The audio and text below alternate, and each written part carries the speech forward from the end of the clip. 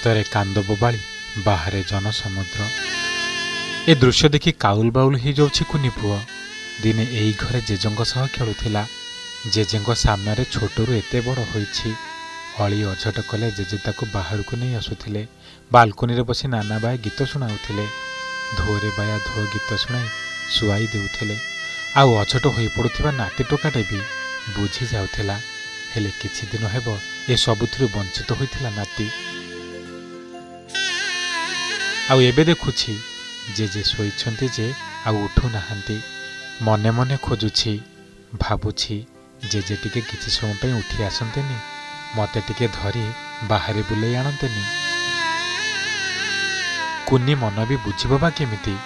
ଇଚ୍ଛା ହେଉଛି ଜେଜେଙ୍କ ପାଖକୁ ଯାଇ ପୁଣି ଟିକେ ଖେଳିବାକୁ, ଜେଜେଙ୍କ ପାଖରେ ଅଳି ଅଝଟ କରିବାକୁ। ହେଲେ ଜେଜେ କିନ୍ତୁ ହାତ ଛାଡ଼ି ଆରପାରିକୁ ଚାଲିଗଲେ। ବିଧିର ବିଧାନ କ'ଣ ତାକୁ ବୁଝିବା ପାଇଁ ତାର ବୟସ ହୋଇନି ସତ, ହେଲେ ପୁରା ପରିବେଶ ଦେଖି ସେ ବହୁତ କିଛି ଜାଣିପାରୁଛି। ସେ ଜାଣିସାରିଛି ତା ଜେଜେ ଆଉ ଫେରିବେନି। ସେଥିପାଇଁ ବୋଧହୁଏ ବାପାର କୋଳ ଛାଡ଼ିବାକୁ ସେ ପ୍ରସ୍ତୁତ ନୁହେଁ। ଆଉ ଜେଜେଙ୍କ ଶେଷ ଯାତ୍ରାରେ ବି ସେ ନିଜକୁ ସାମିଲ କରିଛି। ହେଲେ ଏବେ ଆଉ ଜେଜେ ନୁହେଁ, ବାପାର ହାତ ଧରି ତାକୁ ଆଗକୁ ଯିବାକୁ ପଡ଼ିବ। ଦର୍ଶକ ବନ୍ଧୁ, ଇଏ ହେଉଛନ୍ତି ଅଭିନେତା ବାବୁସାନ ମହାନ୍ତିଙ୍କ ଏକମାତ୍ର ପୁଅ ଉତ୍ତମ ମହାନ୍ତିଙ୍କ ନାତି ଗ୍ୱାନ। ନାତି ଟୋକା ଆସିବା ଦିନଠାରୁ ଉତ୍ତମ ତାଙ୍କୁ ପାଖରୁ ଛାଡ଼ନ୍ତି ନାହିଁ।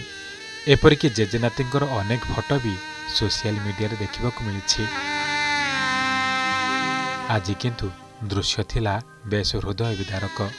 ଯେତେବେଳେ ଘରର ଜଣେ ମୁରବୀ ସମସ୍ତଙ୍କୁ ବାଏ ବାଏ କରି ଦୁନିଆରୁ ବିଦାୟ ନିଏ, ସେ ପରିସ୍ଥିତି ବର୍ଣ୍ଣନା କରିବା କଷ୍ଟକର। ହେଲେ ବି ବିଧିର ବିଧାନକୁ ମାନିବାକୁ ପଡ଼ିବ। ଛାତିକୁ ପଥର କରିବାକୁ ହେବ। ଆଉ ପୁଣି ଆସନ୍ତାକାଲି ପାଇଁ ପ୍ରସ୍ତୁତ ହେବାକୁ ପଡ଼ିବ।